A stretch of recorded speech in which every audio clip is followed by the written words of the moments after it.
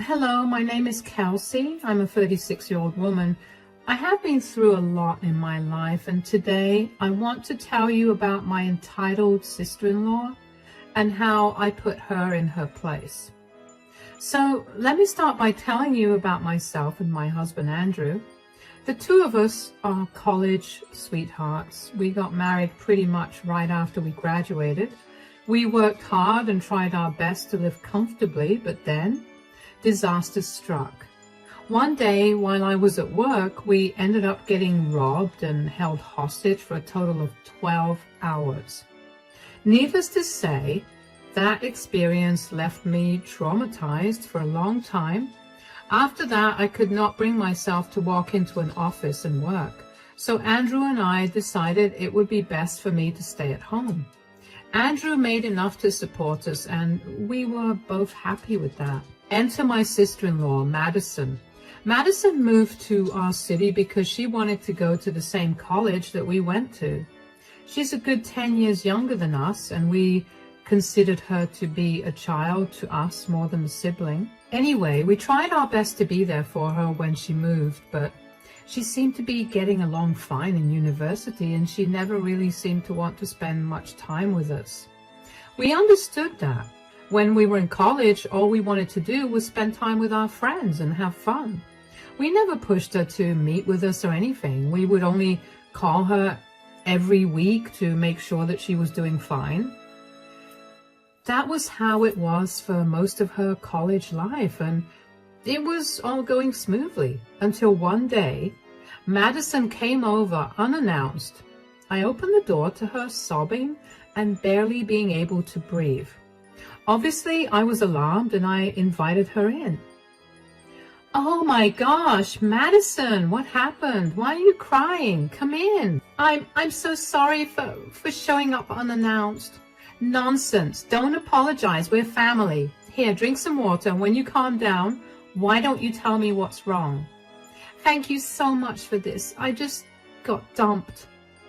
"Oh, sweetie, I'm so sorry that you're going through this." "I'm not even as sad about the fact that I got dumped as I am about the reason that I got dumped." "If you don't mind me asking, why did he dump you?" "Well, I'm pregnant, and he didn't like that, so he just left me." Oh my God, you're pregnant? "Yeah, and I don't know how I'm going to do this. I'm still in college and I can't support a child." I don't know if it's my place to say this, but did you consider maybe giving the child up for adoption? "There's no way that's happening." "Sweetie, I understand that you're going through a lot right now, but wouldn't it be the right thing to do? I'm going to be doing all the hard work of carrying this baby, and my body is going to be the thing that suffers for it. There's no way that I'm going to give up the child after I went through all of that." "Okay, well, what do you suppose you want to do then?" "I don't know. I really don't know. We can put this on hold for now. How about we make you feel better first? How do you feel about ice cream and movies?" "That sounds amazing right now. Thank you for being there for me, Kelsey." "Of course. You're practically my sister too. If I was being honest, I was panicking for Madison. I mean, she was so young and didn't have any financial security to have the child, and her stubbornness to keep the child was even more alarming. While we were watching our movies, I got a little more information out of Madison. Andrew and I knew that she had been dating someone, but we never pushed her to tell us more. He refused to talk to her when he found out that she was pregnant with his child. And all of that happened nearly 3 months ago. The only reason she came to our place was because she knew she needed to go to the doctor for appointments, but couldn't bring herself to do it all alone. My heart did go out to her. Madison left for her dorm a few hours later, and when Andrew came back home from work, I told him about what had happened earlier. "So Madison came over earlier today." "Really? Is she okay?" "Not really. She showed up crying." "Oh no, what happened?" "Remember how she was dating this guy? he dumped her. Oh, poor thing. I get it. Getting dumped is a heartbreaking thing. But why did he break up with her? Because she's pregnant. What? Why didn't you lead with that? I don't know. I was kind of worried about how you'd react. Of course I'm going to be shocked and upset. I thought Madison would at least be a little careful. She's old enough to know how to go about doing things. I fully agree. I understand you feeling upset with Madison's choices, and your feelings are valid. But getting upset will not change what's happening. So what do you suggest we do? She will have nowhere to go. I mean, my parents will not help her out because they told her that they were not going to help her if she got pregnant. And we don't have the funds to help her out. I was thinking maybe I should pick up a job. Nothing too stressful for my mind, of course. Are you sure? I don't want you to strain yourself and for you to get hurt in the process. Of course. Besides, she's my family too, and I want to be able to help her out. I do too, but I don't want to do it at your expense. Are you absolutely sure that you want to do this? Because letting her move in means we'll also have to help take care of the baby. Darling, I'm 100% sure about this.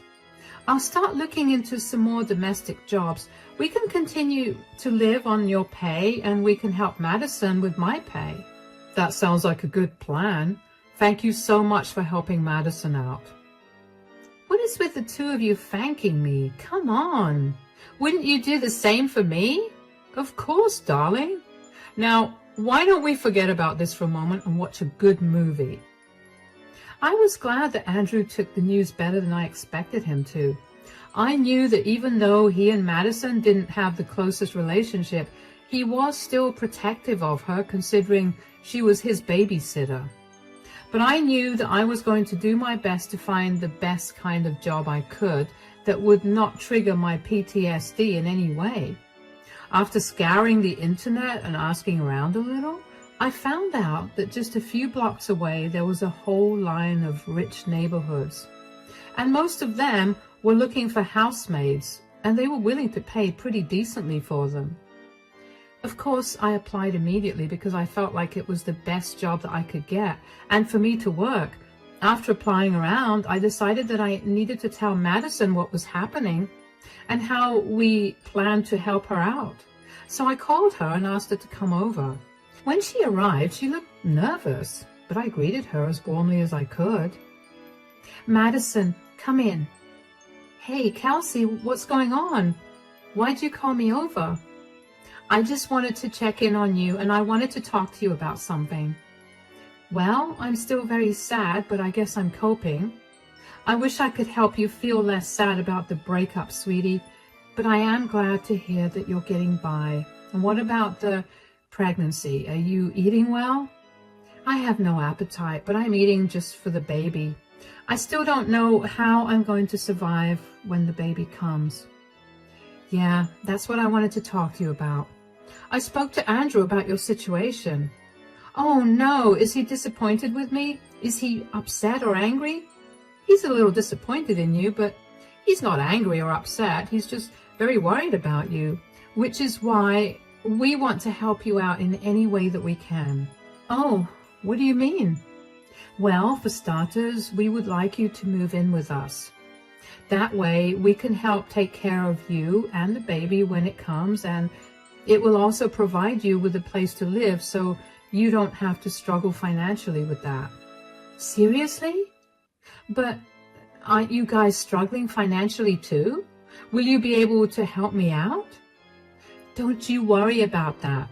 I've looked into it and I can work as a housekeeper. A housekeeper? There are a lot of rich people in this neighborhood who need housekeepers, and they pay decently. With that extra cash, I can help you out. Would you really do that for me? Of course I would. I told you. You're my sister too, and it's my duty to make sure that you're safe and doing well. I cannot even begin to tell you how much this means to me. Thank you so much. Hush now. Let's plan when you want to move in, shall we? Madison was a grateful mess. She wouldn't stop thanking me over and over again. And at some point, I had to beg her to just accept the help that she was getting, and Andrew and I helped Kelsey move into our place. Of course, Andrew did talk to her about his disappointment in her, but he did tell her that he was still proud of her for coming to us instead of dealing with everything on her own. Together, Andrew and I made sure that Madison had the healthiest pregnancy she could have. We made sure to take her to all of her doctor's appointments and made sure she ate all the food that was good for the baby's development. As for my work, I managed to land a few houses to take care of. I don't know why I didn't think of it on my own. I mean, I love keeping my house clean, and not to toot my own horn or anything, but I'm pretty good at it. I love organizing things and making my house look pretty, and if I could earn money for it, what a great job. Madison did express a lot of the times that she was sorry that I was working just to provide for her, but I told her that I only wanted her to be healthy and to have a healthy baby, so I was going to do whatever I could to make that come true. And it did. Just 6 months after Madison moved in with us, she gave birth to a healthy baby boy, Corey. Madison stayed with us for a little over a year after that. Andrew and I had a lot of fun taking care of Corey, and in a way, made us feel good about momentarily being able to be parents. We never wanted to have kids, especially given our financial situation, but for a short moment, taking care of Corey was fun. After Madison graduated, my in-laws helped her out by getting her an apartment of her own. So she and Corey moved out after that. Andrew and I didn't hear much from Madison after that. We barely ever saw her. She was always busy with something or the other. At first, Andrew and I were pretty upset about it, but as the years passed, eventually, we got used to it. We were both doing great financially, and we were living well. We knew we did the right thing, and that was enough for us. But then, almost 4 years after Madison left our home, she came over one day unannounced. Andrew and I ecstatically welcomed her in. When we were all seated in the living room, I started the conversation by asking her how she and Corey were doing. So, how's everything going? I hope you and Corey are doing well now. We're doing amazing, actually. I'm sorry I haven't been in too much contact with you guys. Life's been really busy recently. We get that. We're just happy that you look and feel happier. How's life treating you guys? Pretty good. I mean, I got a promotion at work and Kelsey got herself a stable job. You got a stable job, Kelsey? Does that mean you left housekeeping?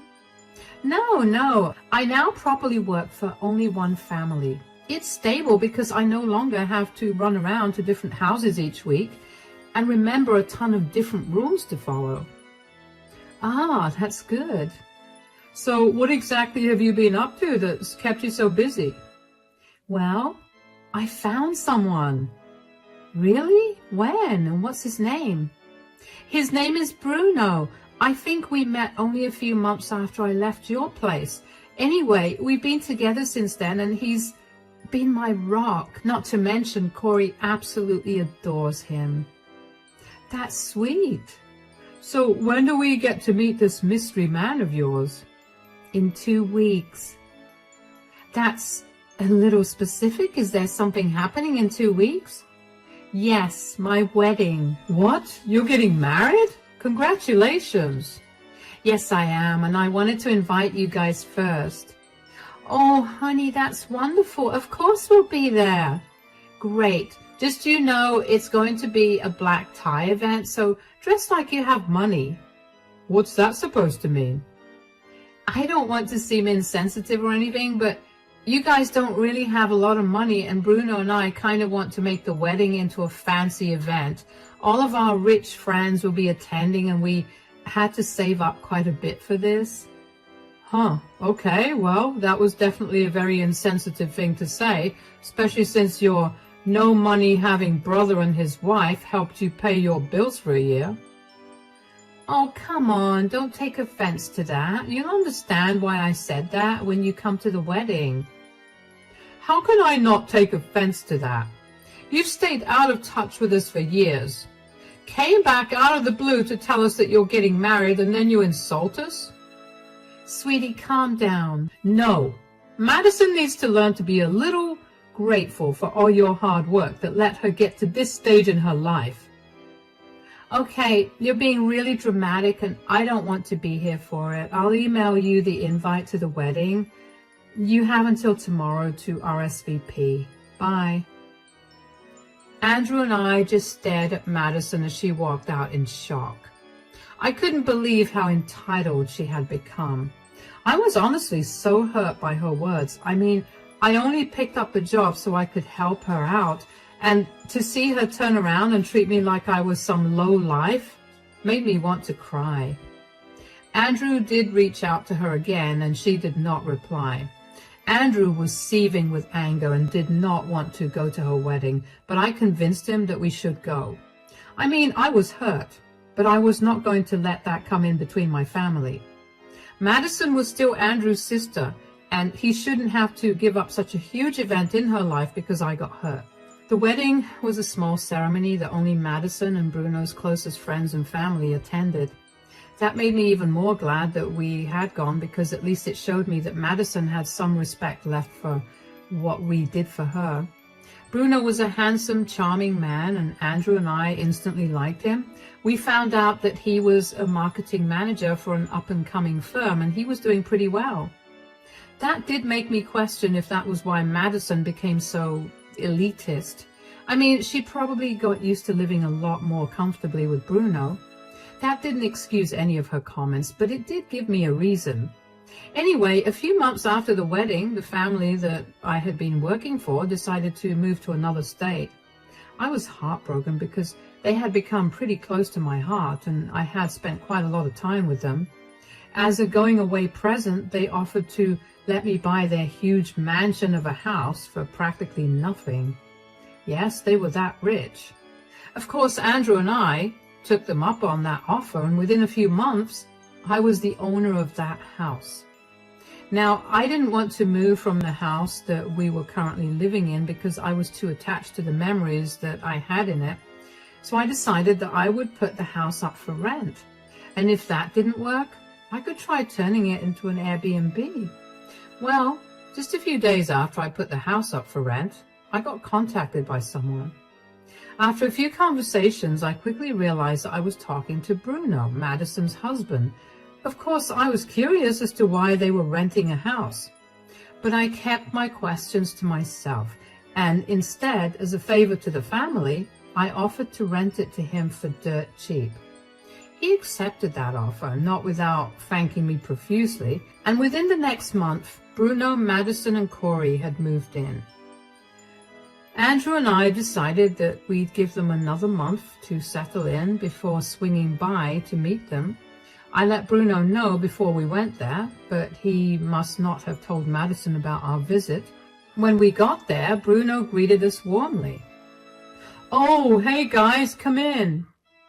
"Hi, Bruno. I hope you guys are settling in well." "Absolutely. Madison and Corey are settling in well, and they love the new home." "That's good to hear, but where are they?" "Madison just got done giving Corey a bath. She should be down any minute." "Oh, there she is." "Whoa, what are you doing here, Kelsey?" "Oh, I just dropped in to see how you guys were doing. I hope you're enjoying the new place." "Of course I am, but you're kind of ruining it for me." "Excuse me?" "I don't know if you can see very well, but this house is stunning and only meant for those people who can afford to be here." "What are you trying to say?"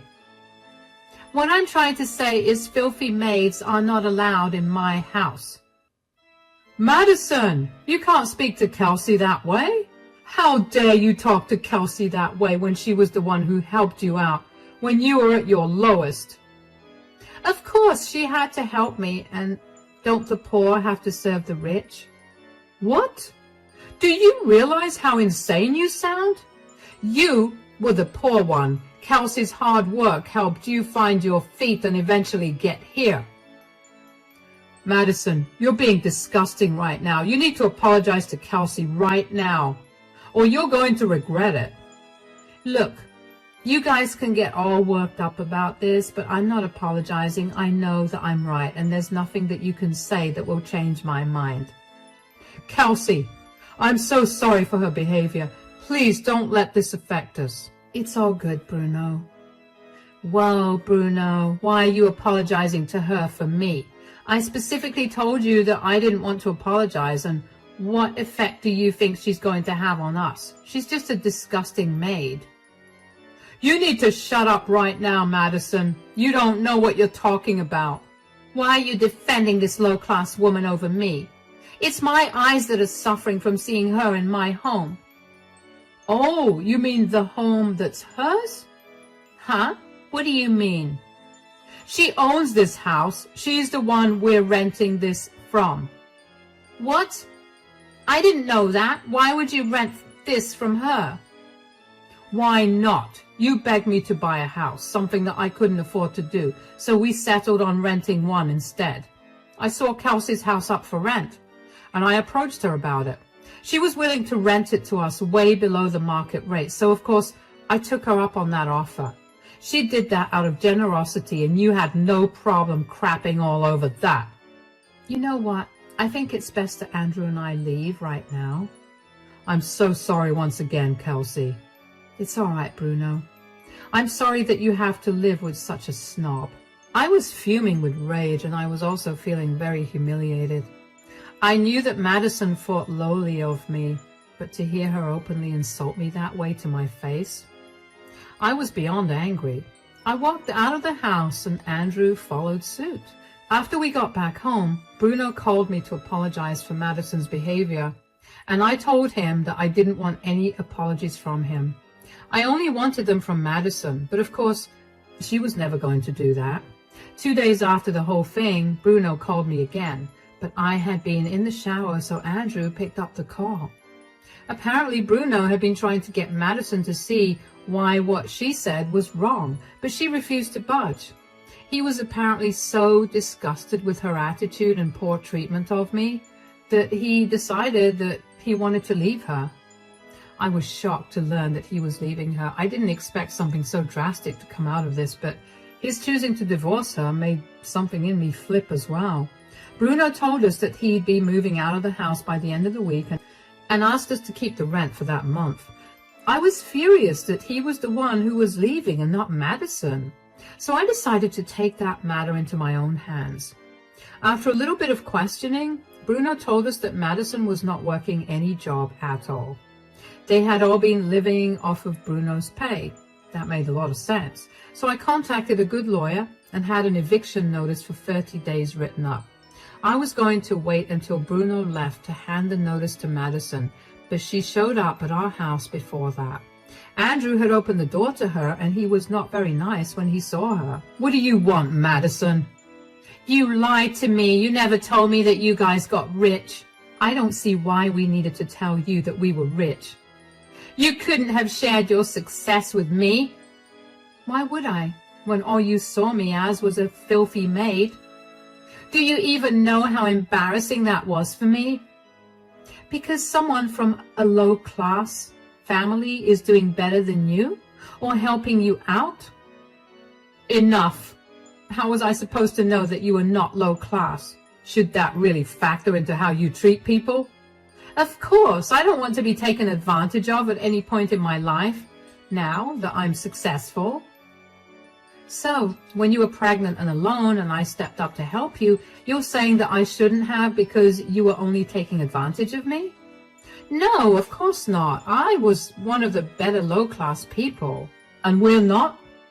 You're fine, but Kelsey isn't. I mean, she was working for all those rich people, and of course, she would have had to be disgusting to get to where she is right now. I just know that she must have blackmailed someone or something to be able to own such a luxurious house. I don't know what happened to you to make you so horrible. But I highly suggest that you take some time to reflect on your behavior. And Andrew and I have discussed it, and we don't want you living in that house. You can't do that. I'm pretty sure I can. I own the house, so I can do whatever I want with it. But Bruno, Corey, and I will have nowhere to go. Oh, the last time I spoke to Bruno, he was planning on leaving you. As for Corey, I'm sure that the state will intervene and make sure that he gets into a more stable home since you have no job or a place to stay. What? You can't do any of that. You've ruined my life. Maybe next time be kinder. I did my absolute best to give you the best life possible so you could flourish into a more stable adult. And you threw it all in my face and insulted all my hard work. People like you don't deserve any sympathy or kindness. Here's your eviction notice. You have 30 days to leave, and then I don't want to see you ever again. Goodbye. I don't know what kind of delusions lived in Madison's brain, because hearing her say all those things genuinely baffled me. How could someone be so dense and unaware of what they were saying? I will admit that a huge part of me felt really bad that I was punishing Madison this way, but I also knew that I could not allow her to disrespect me that way. If I had let that go, she would have probably found more ways to walk all over me again.